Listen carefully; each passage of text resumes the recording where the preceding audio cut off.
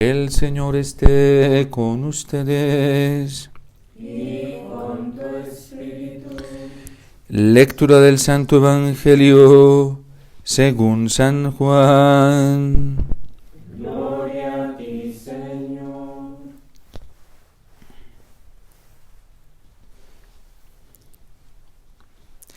En aquel tiempo, Felipe se encontró con Natanael y le dijo: Hemos encontrado a aquel de quien escribió Moisés en la ley y también los profetas. Es Jesús de Nazaret, el hijo de José. Natanael le replicó: ¿Acaso puede salir de Nazaret algo bueno? Felipe le contestó: Ven y lo verás. Cuando Jesús vio que Natanael se acercaba, dijo: Este es un verdadero israelita en el quien no hay doblez.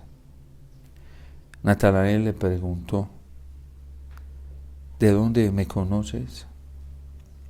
Jesús le respondió: Antes de que Felipe te llamara, te vi cuando estabas debajo de la higuera. Respondió Natanael: Maestro, tú eres el Hijo de Dios, tú eres el Rey de Israel. Jesús le contestó: ¿Tú crees? Porque te he dicho que te vi debajo de la higuera. Mayores cosas has de ver. Después añadió: Yo les aseguro que verán el cielo abierto y a los ángeles de Dios subir y bajar sobre el Hijo del Hombre. Palabra del Señor. Gloria a ti, Señor Jesús.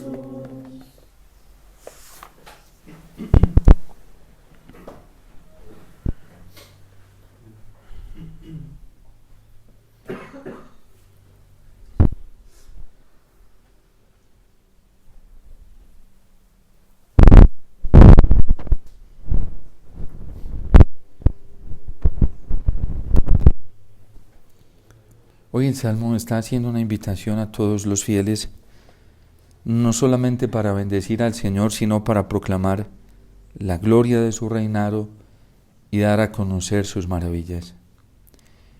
Y hoy la Iglesia, precisamente escuchando atentamente la palabra del Señor a través del salmista, a través de esta fiesta litúrgica, donde celebramos a uno de los pilares de los cuales está hablando el libro del Apocalipsis, que es uno de los apóstoles, Bartolomé, pues nos está dando a conocer la grandeza de la gloria, del reinado, de la manifestación de Dios. Y es que esta nueva Jerusalén, que se nos presenta en el libro del Apocalipsis, que es del cielo, no es de la tierra, baja del cielo, es la iglesia.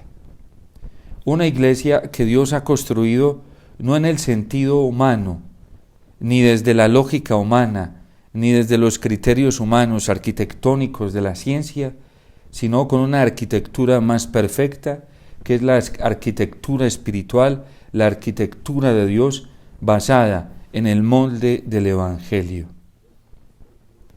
Y hoy precisamente, si nosotros leemos atentamente este capítulo 21 del libro del Apocalipsis, podemos ver cómo aquí se muestra la construcción que es la iglesia. ¿Y cómo está construida la iglesia? Porque así nos lo enseña también la Lumen Gentium del Concilio Vaticano II, cuando nos habla de la naturaleza de la iglesia como una construcción, valiéndose de estos pasajes de la Sagrada Escritura. Nos dice la palabra de Dios que esta iglesia tiene una piedra angular, y es una piedra perfecta porque es angular. Todos los que saben de arquitectura saben que lo mejor que pueden tener como base es un terreno firme en sus 4 ángulos. Y siempre que se va a edificar una casa, se hace excavación hasta que se encuentre el piso más firme, la tierra más firme, que es tierra arenosa. Pero si pudiesen encontrar una piedra cuadrada con 4 ángulos perfectos, allí no tendrían que hacer más excavación, sino comenzar a cimentar sobre esta piedra. Y nos dice San Pedro que esta piedra angular es Cristo. Es una piedra perfecta porque tiene los 4 ángulos y porque se extiende y sobre ella se puede colocar la muralla. Y esta muralla tiene 12 puertas, 3 que miran al oriente, 3 al occidente, 3 al norte y 3 al sur, que son los 12 nombres de los hijos de Jacob, a quien Dios le prometió hacer de él un pueblo, una ciudad. Ya no te llamarás Jacob, sino que te llamarás Israel. Serás una nación. Por eso le cambió el nombre, porque dejó de ser el padre de una familia para ser la base de una nación entera. Te llamarás Israel. Y le dio 12 hijos. 12 hijos que luego van a llevar la dirección de las 12 tribus de Israel que constituyen toda la nación, todo el pueblo, la Jerusalén. Y esta muralla está cimentada a la vez sobre 12 pilares que están sobre esta piedra, que son los 12 apóstoles, de los cuales uno de estos pilares hoy celebramos la fiesta. Y dice que esta ciudad santa, esta nueva Jerusalén, que tiene esas 12 puertas, son perlas preciosas. Y estas puertas están construidas con perlas hermosas y con piedras finísimas. Las perlas son todos los que siguen o se fundamentan en las promesas que Dios le hizo a nuestro padre Jacob, y donde se afianzaron las 12 tribus de Israel, que fue la palabra de Dios, la ley de Moisés, y fue la palabra de los profetas. Y los apóstoles, que también son 12 pilares, y estos 12 pilares están edificados, levantados con muchas piedras finas, jaspe, cornalina, bueno, aquí las enumera el libro del Apocalipsis, las describe, son todos los que siguen la doctrina apostólica. Por eso nuestra iglesia católica es a la vez apostólica. Y esta iglesia católica está cimentada en esta piedra angular, y a la vez en esta piedra angular están los 12 pilares que son los 12 apóstoles, y a la vez en estos pilares está cimentada la muralla que tiene 12 puertas, que es todo el Antiguo y el Nuevo Testamento. Por eso nosotros tenemos que cuidar mucho en un tiempo como el actual, de que lleguemos a ser de esas perlas y de esas piedras con las que están edificados estos pilares y estas puertas. En el libro del Apocalipsis, cuando suena una de las trompetas y el ángel exterminador tiene la orden de ir a castigar, la voz le dice que ponga cuidado de no tomar a los elegidos, y que a otro ángel le dan la orden de marcar a todos los que hacen parte de las 12 tribus de Israel, es decir, los que se esfuerzan por cumplir los mandamientos de Dios que tienen que ver con Moisés. Y todos ellos tienen una marca en la frente, que es la marca del Cordero. Los que tienen la marca de la bestia son los que se resisten a cumplir los mandamientos de Dios, a llevar una conducta moral según Cristo. Y los que tienen la marca del Cordero son los que profesan la misma fe que profesaron los apóstoles. Por eso en un tiempo como el actual, en donde la fe no solamente ya es amenazada, sino que está siendo ultrajada, en donde en la práctica ya hay apostasía y ya se están negando, negociando, invirtiendo los principios morales y los principios de la fe, nosotros tenemos que poner mucho cuidado de que la fe que hoy estemos creyendo y estemos profesando y estemos siguiendo sea la fe de los apóstoles. Porque es una fe que está cimentada a la vez en los profetas y en Moisés. Nosotros tenemos que cuidar de que nuestra conducta moral, nuestra vida, esté orientada bajo el criterio de los principios morales que vivieron los apóstoles, bajo el criterio de los principios morales que ha vivido la Iglesia y que está cimentado, que tiene como cimiento estos pilares. Hoy, por ejemplo, cuando ya se buscan alternativas que sean parecidas a los principios morales de la Iglesia, pero que no son los principios morales de la Iglesia. Hoy, cuando ya hay predicadores a quien la gente sigue muchísimo y que se califican y se muestran como católicos y amantes de la Iglesia y citan el catecismo y citan la palabra de Dios, pero a su manera, porque no es que ellos estén al servicio del catecismo, sino que el catecismo debe estar al servicio de ellos. Hoy hay mucho teólogo que coge el catecismo de la Iglesia Católica y el concilio y lo pone a su servicio para poder justificar sus tesis, para poder justificar sus hipótesis teológicas, para poder justificar su especulación espiritual, pastoral, su especulación moral, y convierten al catecismo y al concilio en un siervo de ellos. Un hijo de la Iglesia jamás obra así. Es todo lo contrario. Un hijo de la Iglesia se pone al servicio como instrumento de él. Se pone al servicio y como instrumento que sirve al magisterio auténtico de la Iglesia. No instrumentaliza el magisterio de la Iglesia. No lo coge a su antojo. Uno se asombra. Yo a lo largo de la vida me he asombrado porque lo he visto y lo he escuchado. Predicadores que cogen extractos del catecismo para justificar lo que ellos piensan.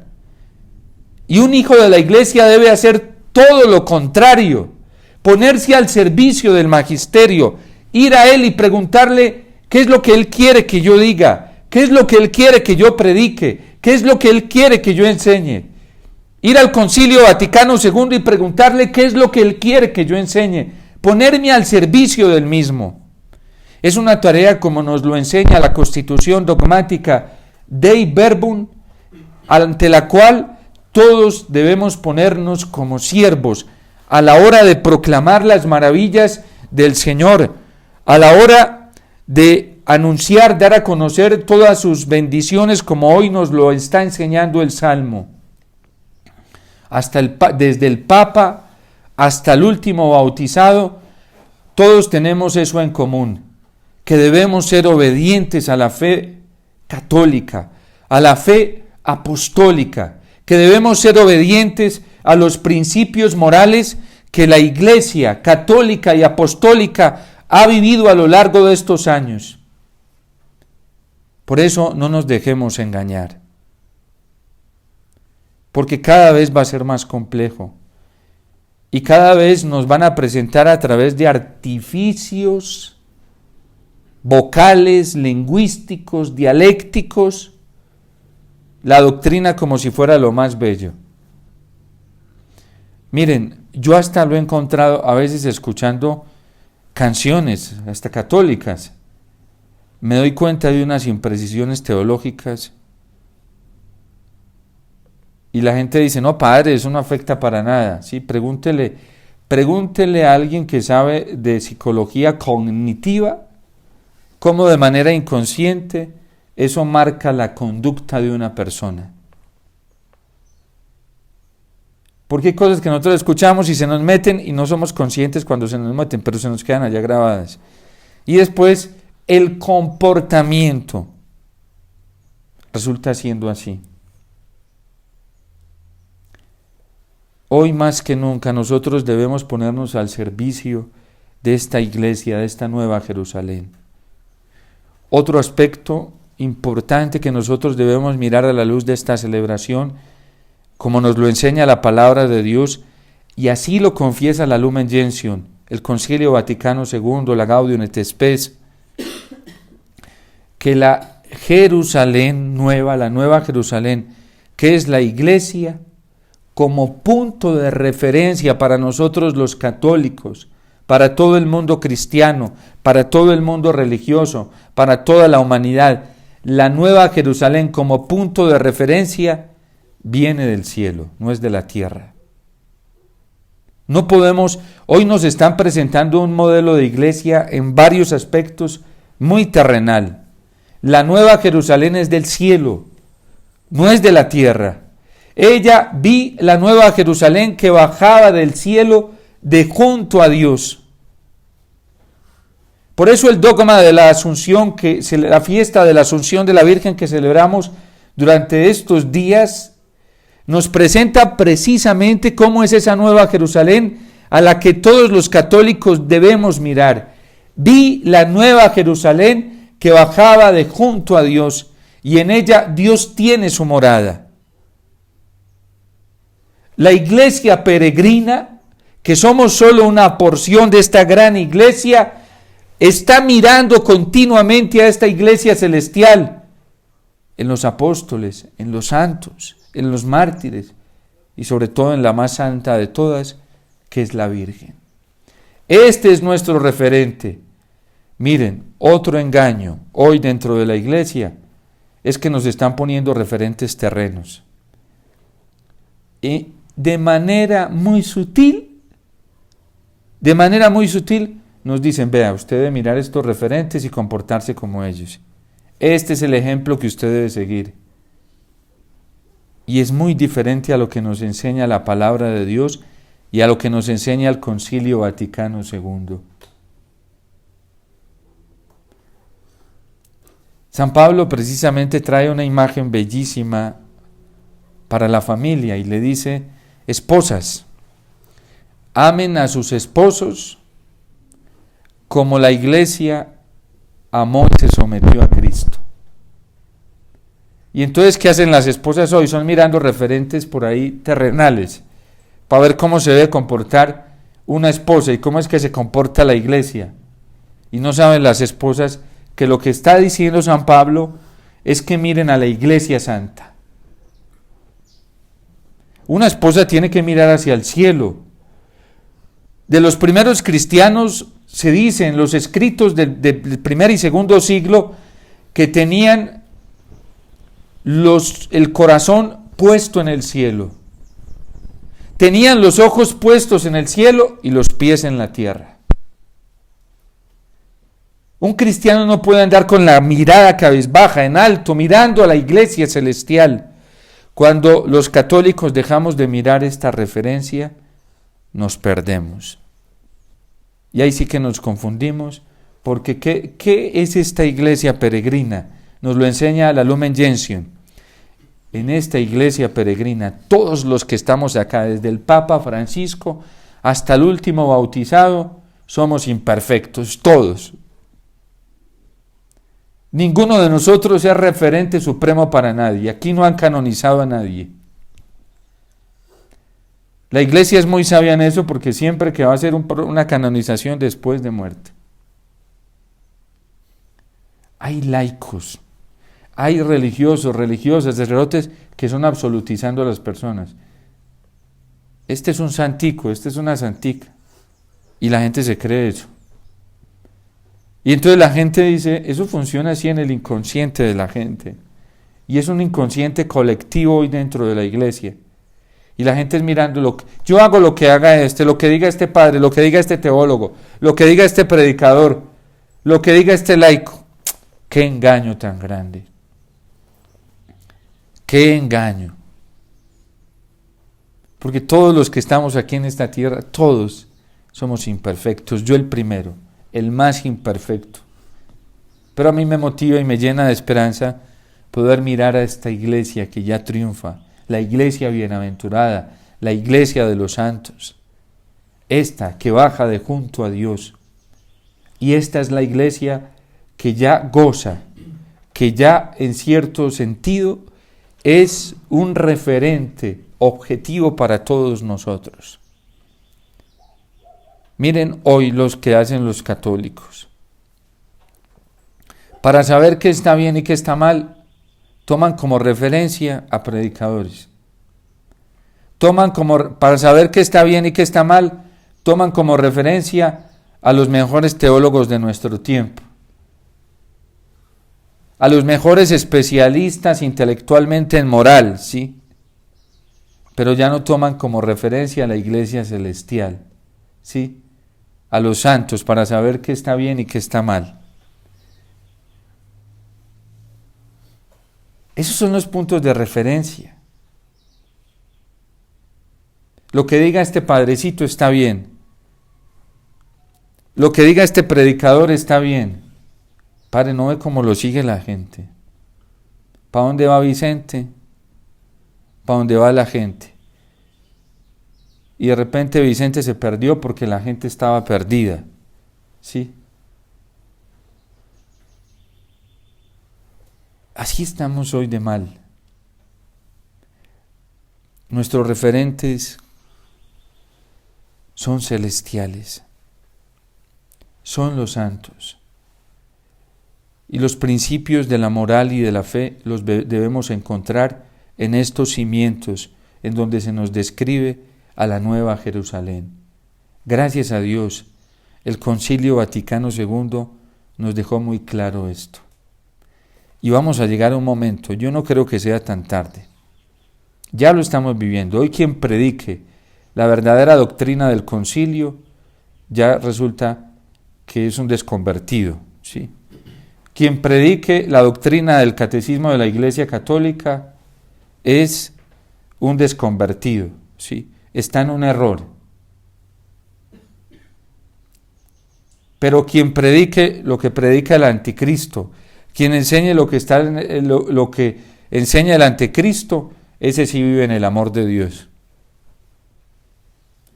Benedicto XVI nos lo dijo en el 2018, en esa entrevista que le concedió a su biógrafo oficial Peter Seward. Esta sociedad se está construyendo su propio credo. Y los contenidos de este credo es la defensa de la vida atentando contra la vida. Ese es uno de los artículos del credo, de este credo. La defensa y la propagación de la defensa de la vida y de la dignidad de la persona humana y de la libertad, atentando contra la vida. ¿Ustedes creen que ese principio se parece al principio católico, cristiano, al principio de la ley natural? Uno no defiende la vida atentando contra la vida. Salen por las calles a defender la vida. Salen en los medios de comunicación a defender la vida. Pero también atentan contra la vida. Salen y predican la defensa de la dignidad sexual y afectiva de la persona humana y dicen hay que vivir en pureza y castidad y la pureza es lo más hermoso y la castidad. Pero admiten los atentados contra la dignidad sexual y afectiva de la persona. Son ilógicos, son incoherentes.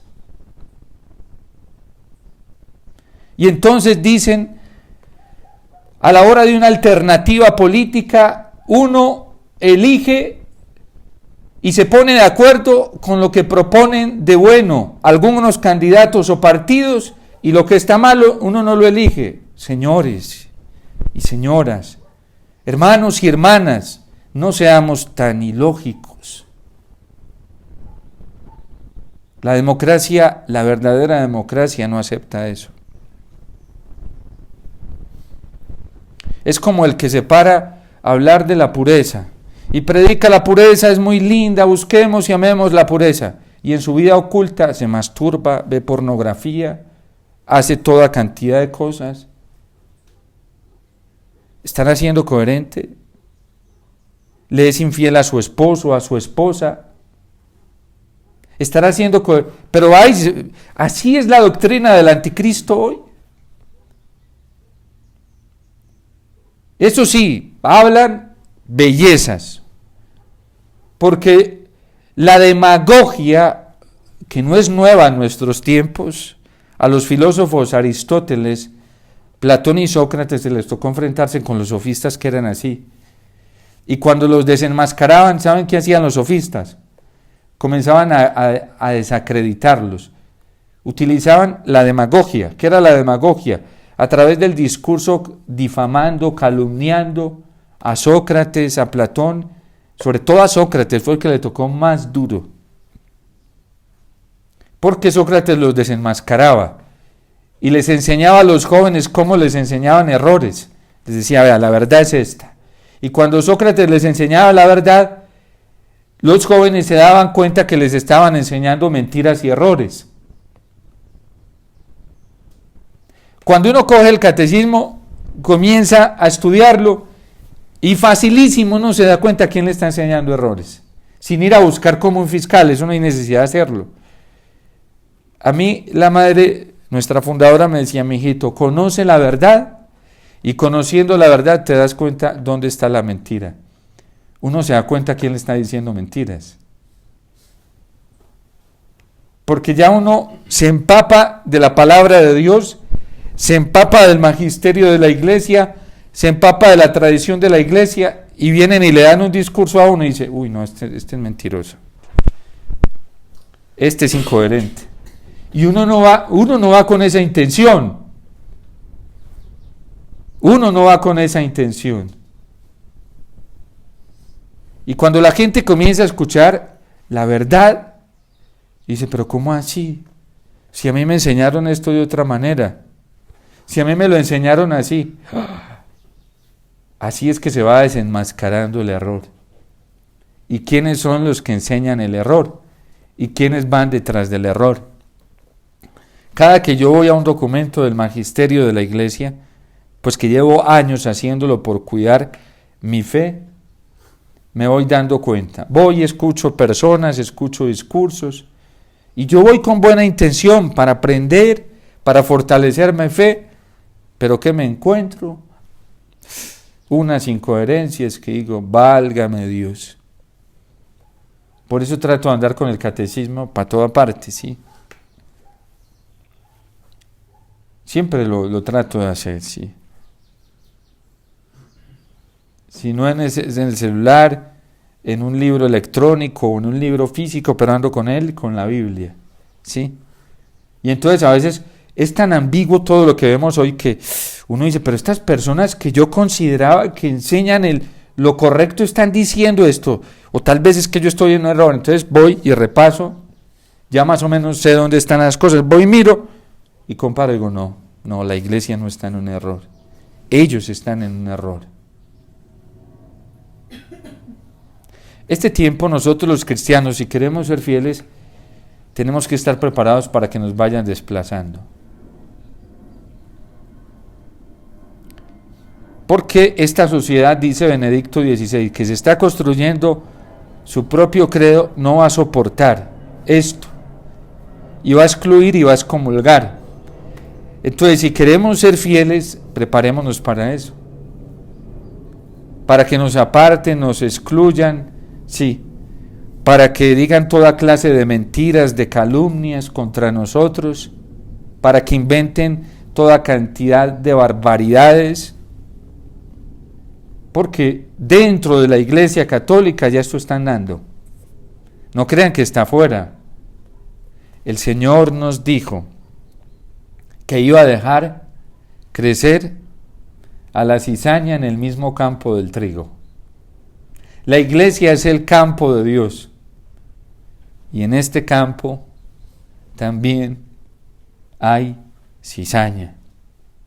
La Iglesia es una red, nos lo dice el Concilio Vaticano II en la Lumen Gentium. La Iglesia es esa imagen de la red, y dice que esta red, también en esta red se enredaron peces malos. Nosotros no podemos ser ingenuos, es una realidad. A tal punto que hasta esta cizaña Y estos peces malos se pueden comparar a nuestras pasiones desordenadas que no toleran la verdad. Cuando uno no acepta la verdad y le rechina por dentro, prenda la alarma roja, ¿sí? Eso se llama pasión desordenada, fruto de la soberbia. ¿Qué hay que hacer? Doblegarla, ¿sí? Miren, hay gente hoy, hay personas que no son capaces con el catecismo. No son capaces. ¿Será que tienen el Espíritu del Señor? ¿Tendrán el Espíritu de la Iglesia? Yo me pregunto eso, porque el que tiene el Espíritu del Señor y de la Iglesia, eso le sabe, eso es alimento exquisito, dulce, para dar. Entra, sabroso, sí. Y da paz y alegría y entusiasma. Al que no, eso le rechina.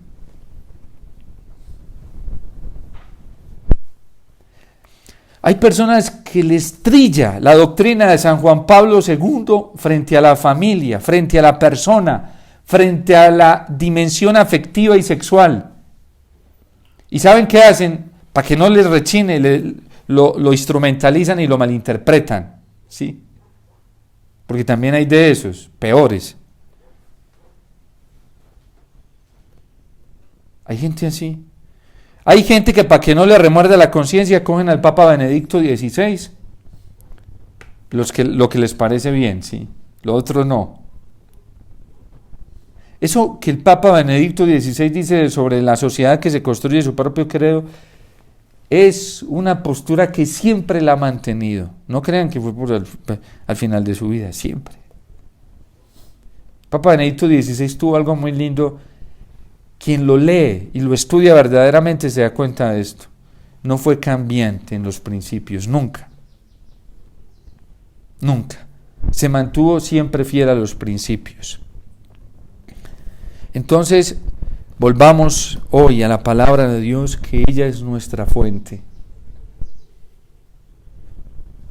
Por lo menos algunos de esos predicadores dicen así. Lo que pasa es que saben tienen una capacidad.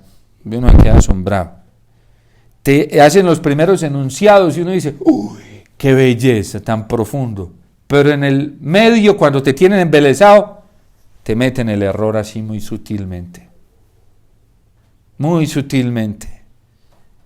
Es una actitud descarada, aprovechada de la vulnerabilidad de las personas hoy que están, miren, Kant, el Papa Benedicto XVI en la encíclica Spes Salvi, citando a Kant, dice, Kant es un filósofo protestante, y Kant pues no tenía simpatía con la iglesia, para nada, ¿sí?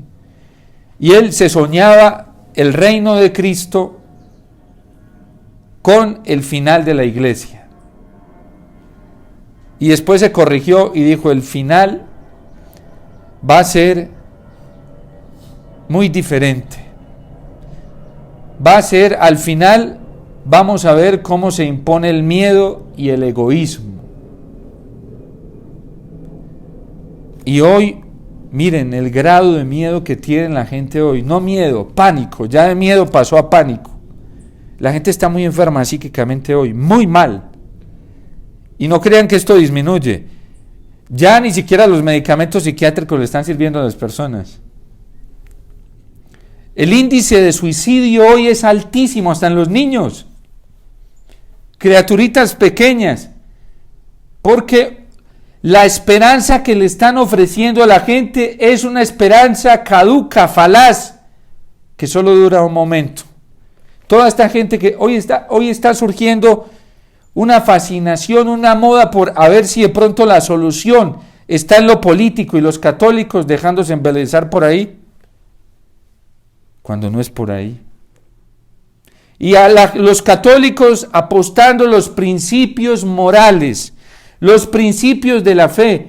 Miren, esta semana yo les leí parte de un documento, léanlo por favor, es de la Congregación para la Doctrina de la Fe, publicado en el año 2002, y hoy sigue vigente porque la congregación no ha derogado ese documento. Y dice que los cristianos no podemos, hay una imposibilidad a la hora de buscar alternativas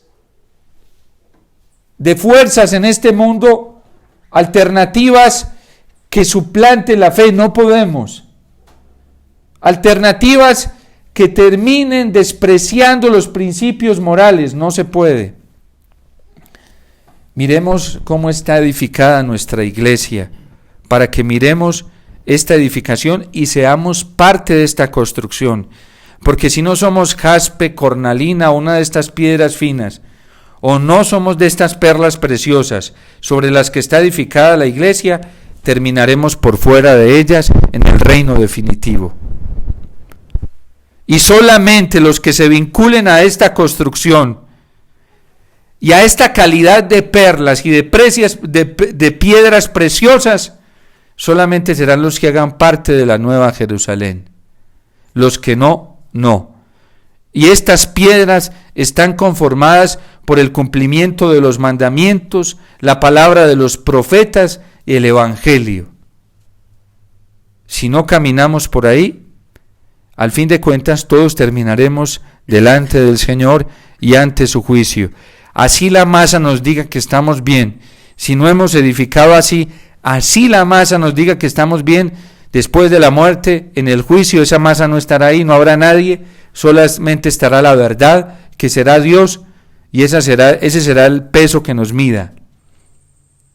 No vamos a tener otro peso medida. Nadie estará ahí. Ay, pero Señor, si la gente me dijo que yo era un santo, que yo estaba haciendo las cosas bien. No es que no es lo que diga la gente.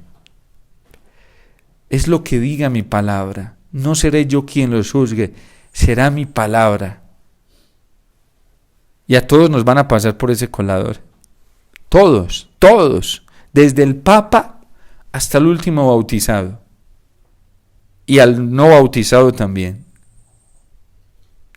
Después de la muerte viene el juicio.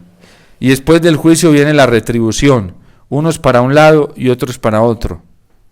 Ay, padre, deje de condenar a la gente. No, yo no estoy condenando a la gente. Estoy diciendo lo que ha enseñado la iglesia y la palabra de Dios. Yo qué culpa si la palabra... El Señor dice, pondrá unos a su izquierda y otros a su derecha. La iglesia nos lo enseña así, la iglesia es muy clara.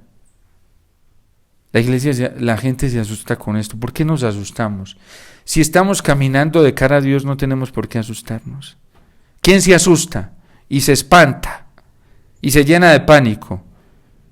Que no está viviendo de cara al Señor. Se tiene que preocuparse. Tendrá mucho de qué preocuparse.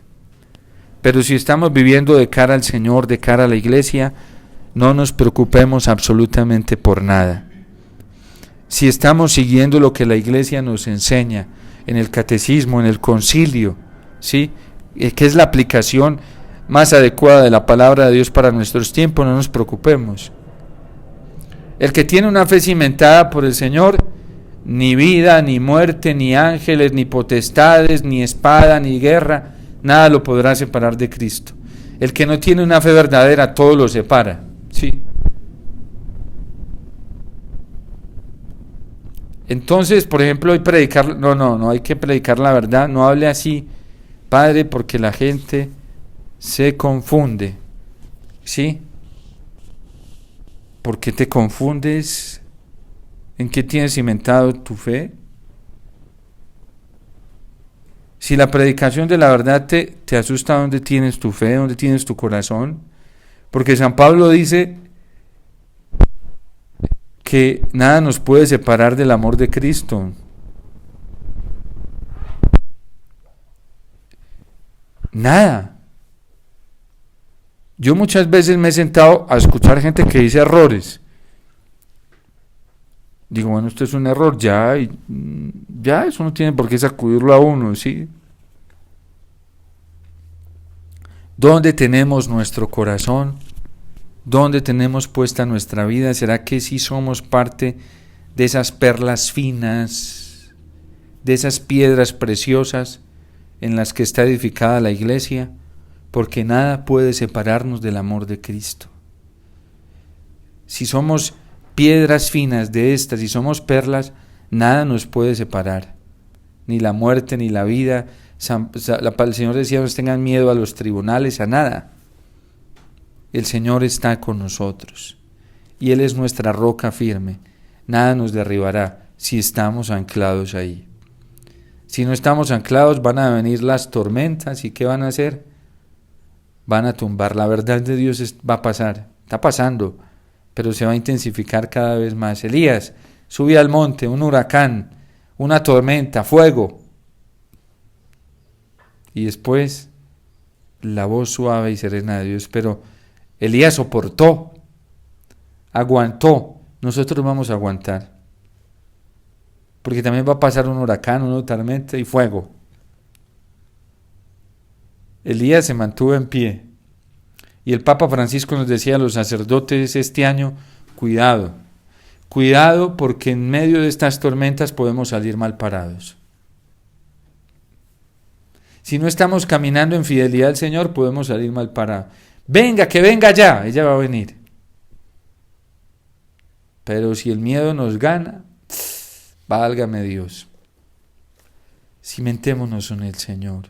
La Eucaristía es la piedra angular, donde están estos pilares que son los 12 apóstoles y donde está cimentada la muralla con las 12 puertas. Es la Eucaristía, la ciudad santa, la nueva Jerusalén, que baja engalanada del cielo de junto a Dios.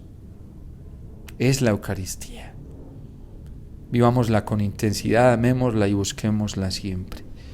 Dios te salve María, llena eres de gracia, el Señor es contigo. Bendita tú eres entre todas las mujeres, y bendito es el fruto de tu vientre, Jesús.